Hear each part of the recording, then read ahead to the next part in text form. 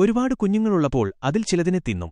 ഈ ചുവന്ന ഞണ്ട് തന്റെ കുഞ്ഞുങ്ങളെ പുറത്തുവെച്ചുകൊണ്ട് മറ്റേതോ ഞണ്ടിന്റെ കുഞ്ഞുങ്ങളെ തിന്നുകയാണ്. മുട്ടയിടാൻ വേണ്ടി ഈ കരഞ്ഞണ്ടുകൾ 8 കിലോമീറ്റർ ദൂരം കടൽത്തീരത്തേക്ക് പോകണം. ഇത് അവർക്ക് ഒരുപാട് ദൂരെയുള്ള യാത്രയാണ്. ലക്ഷക്കണക്കിന് ചുവന്ന ഞണ്ടുകളാണ് ഒരേ ലക്ഷ്യത്തിലേക്ക് പോകുന്നത്. ഈ കാഴ്ച ഷൂട്ട് ചെയ്യാൻ ഞങ്ങളൊരു ക്യാമറ വെച്ചു. പക്ഷേ ഇതൊരു അപകടം നിറഞ്ഞ പാതയാണ്. കാരണം അതുവഴി പോകുന്ന വണ്ടികൾ ഒരുപാട് ഞണ്ടുകളെ ചക്രത്തിനടിയിലിട്ട് ചതച്ചുകളയും.